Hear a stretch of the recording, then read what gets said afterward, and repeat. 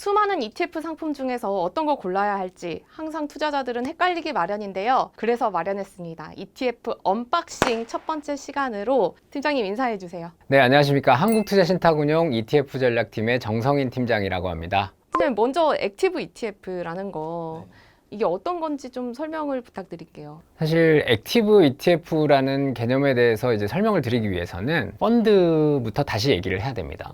펀드 하시면 어떤 게 먼저 떠오르세요? 그 매니저들이 굴려주시는 펀드 같은 그렇죠. 거 많이 하죠. 네. 중국 펀드, 미국 펀드 이런 맞습니다. 네, 정확히 말씀을 해주셨는데요. 펀드 하면은 이런 거죠.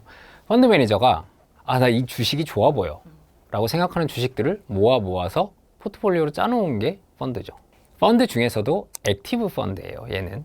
그리고 이 반대되는 개념이 바로 패시브 펀드라는 거거든요. 자, 패시브 펀드라는 건 뭐냐면 지수에 정확한 표현은 추종하며 투자한다. 자, 예를 들어서 코스피 200 지수를 추종한다. 네. 그 얘기는 코스피 200 지수 안에 편입된 200개의 종목이 있겠죠. 네, 200개의 종목을 다 사는데요. 어떻게 사냐면 그 지수 내에 각 개별 주식들의 비중이 정해져 있습니다. 200 종목을 지수의 비중대로 산다. 이게 바로 패시브 펀드의 개념이에요. 여러분들께서 지금까지 투자하셨던 ETF 상품의 대부분은 바로 이 패시브 펀드를 그대로 상장을 시켜 놓은 패시브 ETF예요. 액티브 ETF는 뭐냐? 반대의 개념이겠죠. 펀드 매니저가 나는 이 주식이 좋아 보여. 이 주식이 좋아 보여. 이런 것들을 모아서 포트폴리오를 구성한 다음에 그거를 그대로 ETF로 만든 게 바로 액티브 ETF의 개념이 될 것 같습니다. 그러니까 처음에 정해진 대로 규칙을 따라서 운용하면 우리가 알고 있는 패시브 ETF고 그렇습니다. 매니저가 조금 그 안에서 자율성을 가지고 종목을 골라내면 액티브 ETF다. 이런 말씀으로 정리를 할 수 있겠네요. 네, 정확하게 정리해 주셨습니다. 지금 이제 25일에 운용사들이 앞다퉈서 액티브 ETF를 막 내놓고 있는 건데 네. 이 주식형 액티브 ETF가 왜 이 시점에 이렇게 많이 나오는 건가요? 미국 시장 같은 경우에도 2008년도에 액티브 ETF라는 거를 최초 출시를 했습니다. 이후 꾸준하게 상품이 출시가 되면서 4월 말 기준으로 한 550여 개 정도 상품이 나와 있고요. 그리고 시가총액만 하더라도 한 250조 원. 우리나라가 지금 한 57조 원, 8조 원 정도 되는 시장이기 때문에 거의 5배에 육박하는 액티브 ETF만 가지고도 그 정도의 지금 시장 규모가 형성이 돼 있거든요. 근데 사실 액티브 ETF가 상품이 결정적으로 많이 나온 거는 최근이에요. 아마 기억하시겠지만 작년에 글로벌 마켓에서 가장 핫했던 ETF 뭐죠?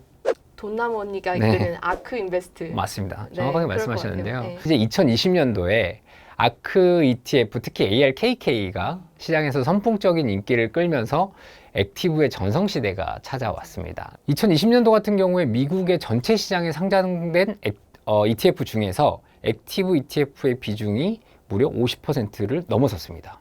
네, 절반 이상이 액티브 ETF로 출시가 됐고요. 네, 새로 출시된 것 중에서요? 네, 그렇습니다. 그리고 올해는 사실 상황이 더합니다. 올해는 지금 이제 4월까지 상장된 상품들 중에서 무려 60%의 상품이 액티브 ETF 상품인 거예요. 그러면 이제 한국 상황을 좀 말씀드려야 되는데 사실 한국에서도 이미 액티브 ETF는 출시는 됐습니다. 정확하게 2017년도에 한국에서 액티브 채권형 ETF가 출시가 됐습니다. 그래서 현재 시장에 지금 11개 정도 상품이 출시가 돼서 운용이 되고 있는 상황이고요. 본격적으로 이제 주식형 같은 경우에는 2020년도에 이제 제도가 좀 바뀌면서 처음으로 상장이 됐습니다. 그래서 3개 상품이 출시가 되었지만 아직까지 투자자분들의 이런 큰 수요를 이렇게 얻고 있지는 못한데요.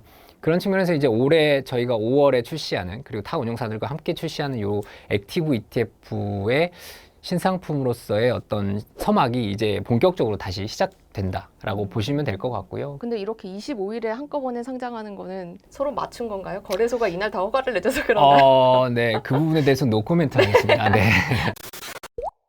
주식형 액티브 ETF가 나온다고 하니까 제일 궁금한 건 바로 그거예요. 그럼 우리나라도 정말 아크 ARKK처럼 높은 수익률을 낼 수 있는 액티브 ETF가 정말 나올 수 있을까? 근데 우리나라랑 미국이랑 조금 제도가 달라서 그러기 어렵다 이런 얘기들도 나오고요. 어떻게 보세요? 혹시 ARKK가 언제 상장됐는지 혹시 아세요? 글쎄요. 최근 아닌가요? 아, 잘 네. 모르겠습니다. 대부분 투자자분들께서 아크 ETF는 새롭게 나온 상품이다라고 생각을 하시는데 네. ARKK는 무려 2014년도에 상장된 상품이에요. 벌써 나온 지 7년이 됐고요. 사실 그때만 하더라도 이 액티브 ETF가 크게 인기가 없었죠. 이제 2020년 이 코로나 팬데믹 이후에 이 아크가 본격적으로 성장을 했죠. 캐시우드가 밝힌 아쿠의 성공 법칙이라는 게 있어요. 바로 첫 번째가 확고한 투자 철학이에요. 확고한 투자 철학. 아마 이 부분이 이제 테슬라와 좀 연결이 되는 것 같고요. 성장 산업에 투자한다. 그렇죠. 맞습니다. 정확히 말씀하셨어요. 두 번째는 바로 뭐냐면요. 투자의 투명성이란 얘기를 했어요. 한국은 ETF 하면 ETF의 포트폴리오가 바로바로 매일매일 공개되는 형태이잖아요. 네. 근데 이제 미국 같은 경우에는 물론 그렇게 왔지만은 제도가 개선이 되면서 뭐 2달 후에 공개되는 이런 상품들도 작년부터 나오긴 했어요. 그러다 보니까 본인들이 투자하는 거에 대해서 투자자분들께 투명하게 알려야 된다. 예, 이런 얘기를 했어요. 오히려 그게 더 좋다? 네, 그게 좋다라고 오, 말씀을 하셨어요. 네. 사실 이 부분은 오히려 한국의 ETF들이 저는 개인적으로는 조금 더 투명하지 않나라는 생각도 있어요. 저희는 제도적으로 다 공개할 수밖에 맞습니다. 없는 거고. 네, 모든 상품이 공개해야 되고. 그렇죠. 미국은 숨길 수도 있고 맞습니다. 보이게 할 수도 있는데 네, 보이게 하는 게 더 좋다 이런 거네요. 그렇죠. 그래야 투자자분들께서 안심을 하고 투자를 하지 않겠느냐 이런 뜻인 것 같아요. 그리고 이제 세 번째는 투자자분들과의 커뮤니케이션에 대해서 얘기를 했어요. 그래서 이제 아크 ETF 같은 경우에는 분기별로 ETF 이제 투자 후에 성과에 대해서 영상을 이렇게 찍어서 올려줘요. 그래서 이제 뭐 한국 같은 경우에도 사실 이제 그런 부분들을 하기 위해서 또 제가 열심히 뛰는 거고, 네, 그렇기 때문에 지금 소통하고 계십니다. 네, 맞습니다. 주주님들과. 네, 저희 구독자 이름이 주주분들이어서 아, 그렇죠, 네, 네, 주주님들과 소통 좀. 맞습니다. 네. 주주님들도 만나 뵙고 제가 네. 투자자분들도 만나 뵙고 소통을 하고 있기 때문에 뭐 이 부분도 사실 한국에서는 요즘 원활하게 이루어지고 있다고 생각을 하는데 한국에서 이제 액티브 ETF를 운용하게 될 펀드 매니저들이 어떠한 본인의 투자 철학을 가지고 어떠한 컨셉으로 어떻게 투자를 이어나가느냐 이게 이제 굉장히 중요하다고 판단이 되어지고요. 그런 관점에서 이제 저희 자산운용사들이 좀 뼈를 깎는 노력을 해야 되지 않을까. 네, 그런 개인적인 생각을 가지고 있습니다. 근데 이게 지금 한국의 액티브 ETF가 아크가 나오기 어렵다 막 이렇게 얘기하는 것 중에 하나가 첫 번째는 아까 말씀하신 그 종목을 우리는 무조건 다 공개해야 된다. 네. 여기 하나가 있고 두 번째는 우리는 지수를 얼추 비슷하게 따라가야 된다. 액티브 ETF라고 네. 하더라도 이 부분이 있거든요. 그래서 투자자 입장에서는 그러면 이게 그냥 지수를 아무리 액티브라도 따라가겠다는 거냐 아니면 뭐 이거보다 좀 잘하겠다는 거냐 약간 좀 헷갈리거든요. 한국에는 이제 미국과 다른 부분이 하나가 있어요.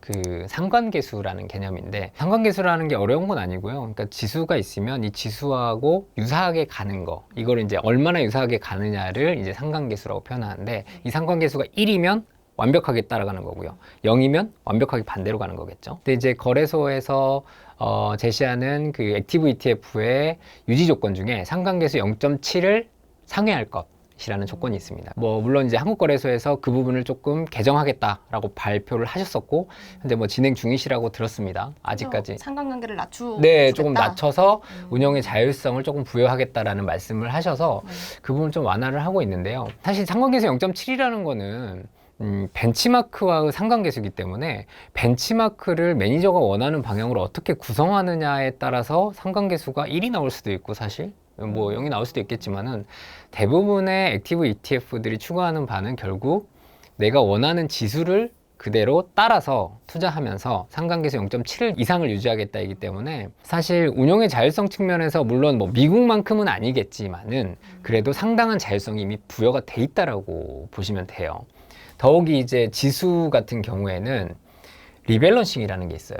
그렇죠. 예, 그러다 보니까 종목을 바꿔주는 네, 거. 종목을 바꿔주는 거 리밸런싱이라고 표현을 하는데 뭐 지수마다 좀 차이는 있지만은 3개월에 한 번씩 리밸런싱을 하는 것도 있고 뭐 6개월에 한 번씩 리밸런싱을 하는 것도 있지만은 이 펀드 매니저가 가고자 하는 방향이 조금 달라진다라고 하면 이 지수 리밸런싱 이런 부분들을 좀 반영할 수도 있거든요.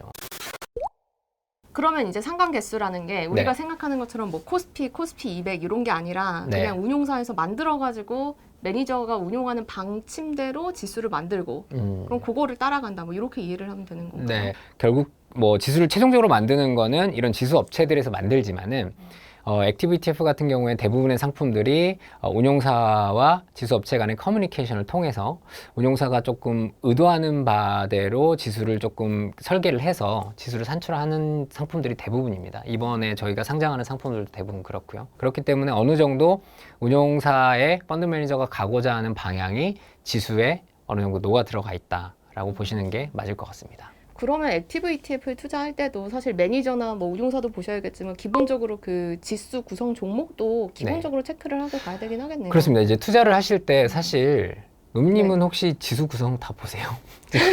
근데 그래도 탑 10개 이런 네. 정도는 보죠. 다 네. 끝까지 보진 않지만. 물론 요즘에는 이제 투자자분들께서 워낙 관심이 많으시고 네. 그리고 공부를 많이 하시기 때문에 구성 종목 정도는 보시는 것 같아요. 제가 봤을 때. 그렇죠. 내가 관심 있는 종목에 대해서는 각 운용사 홈페이지에 들어가셔서 지수 구성 종목이 공개가 되기 때문에 보시는 것 같은데 사실 지수 룰까지 보진 않아요. 왜냐면 맞아요. 바쁘시기 때문에. 네, 네. 네. 그리고 지수 룰이 굉장히 복잡하거든요. 엄청 복잡하던데. 네. 예. 근데 대부분의 운용사 홈페이지에 들어가시면요. 지수 룰에 대해서 한 두세 줄 정도로 요약해 놓은 게 있어요. 이 지수에 대해서 개략적인 가이드 정도는 보시는 게 보고 투자를 하시는 게 내가 생각하는 이 컨셉과 맞는지 안 맞는지 그 다음 지수를 보신 후에 아까 노민님 말씀하신 대로 구성 종목들을 좀 다 같이 체크를 한 후에 투자를 병행하시는 게 가장 좋은 방법이라고 저는 개인적으로 생각을 합니다. 한투 운용에서 이제 네. 액티브 ETF를 내놓으시는데 네. 저는 보고 한투 운용이 지금 브랜드가 킨덱스잖아요. 네네. 근데 추억의 이름이 나왔어요. 네. 내비게이터 펀드. 네. 액티브 ETF에 대해서는 이제 내비게이터를 쓰신다고 하는데 왜 그러셨는지. 네. 왜 그러셨나요? 네. 그래서 이 내비게이터 펀드가 사실 2005년도에 출시가 된 상품이에요. 굉장히 이 역사가 깊은 상품인데 출시된 이래로 이제 꾸준히 인기를 많이 얻다가 10년도 초반에 들어서 가지고 얘가 스탁고가 2조가 넘었어요. 저희가 그 액티브 ETF를 새로 출시하면서 타사 상품과 가장 큰 비교점이 뭐냐라고 딱 한 가지만 말씀을 드리자면 주식운용 부서에서 직접 운용을 합니다. 아, 네. ETF 본부가 아니라 네, 대부분의 ETF 상품들을 저희 ETF 본부에서 운용을 하는데요. 저희 이번에 액티브 ETF 같은 경우에는 저희 주식운용본부에서 직접 운용을 하거든요. 그런 관점에서 저희가 과거의 영광을 다시 한번 액티브 ETF로 네. 재현해 보겠다라는 큰 꿈을 갖고 내비게이터라는 브랜드를 사용하게 되었습니다. 근데 사실 이렇게 다른 운용사들은 그냥 ETF는 브랜드를 하나로 묶어서 네. 가잖아요. 근데 어떻게 이렇게 나눌 생각을 하셨어요? 브랜드를 별도로 출시한다는 게 굉장히 큰 리스크이긴 합니다. 왜냐하면 저희 입장에서는 그동안 쌓아온 저희 상품의 트랙 레코드가 있고 이렇게 새로 브랜딩을 할 경우에 그러면 기존 상품은 안 하는 건가요? 또 이런 공격적인 질문들이 킨덱스 버리신 네, 건가요? 킨덱스를 버리나요? 이런 질문들이 나 굉장히 많이 킨덱스 나요. 가지고 있는데 왜? 네. 그래서 굉장히 오해들을 하시는 이런 공격적인 질문들을 많이 받긴 하는데요. 저희 입장에선 그런 거예요. 이 액티브 ETF라는 게 사실 투자자분들께서 아직 반신반의 하실 수도 있어요. 이게 과연 될까? 저희 입장에서 이런 겁니다. 이제 내비게이터를 저희가 별도로 브랜딩하는 게 국내 최초입니다. 자산운용사가 한 개의 ETF 브랜드가 아니고 두 개의 브랜드를 갖고 가는 게 이제 최초예요. 미국 그렇죠. 같은 경우에 사례는 있지만은. 미국은 또 실제 그렇게 네, 하나요? 미국은 예를 들면 뭐 아이쉐어즈가 제일 유명하지만 오. 아이쉐어즈가 블랙락이잖아요. 네네. 그래서 액티브 ETF 같은 경우는 블랙락이라는 브랜드를 사용을 해요. 액티브 ETF가 이번 두 개의 상품을 저희가 출시를 하지만 이번에서 그칠 게 아니라 뭐 해외 주식형, 그다음에 뭐 다양한 테마, 그리고 뭐 자산 배분 이런 것들에 걸쳐서 꾸준하게 저희는 앞으로 이런 킨덱스 패시브 ETF와 함께 상품을 출시하고 관리하고 잘 발전시켜 나가겠다라는 저희의 의지를 조금 표명하는 그런 부분이라고 이해해 주시면 감사하겠습니다. 지금까지 들으신 분들은 그럼 액티브 ETF 뭐가 나오는 거냐, 나 뭐 투자해야 되냐 이런 말씀 하실 텐데 액티브 ETF를 운용하는 진짜 매니저분들을 모셨어요. 그래서 다음 편에서는 그 매니저분들을 실제로 모시고 어떤 액티브 ETF가 나오는지 그리고 우리는 어떻게 투자를 할 수 있는지까지 한번 알아보도록 하겠습니다. 오늘 팀장님 말씀 감사하고요. 또 나와주시는 거죠? 네, 그럼요. 불러주시면 언제든지 네, 나오겠습니다. 알겠습니다. 저희 오늘 여기까지 할게요. 감사합니다. 감사합니다.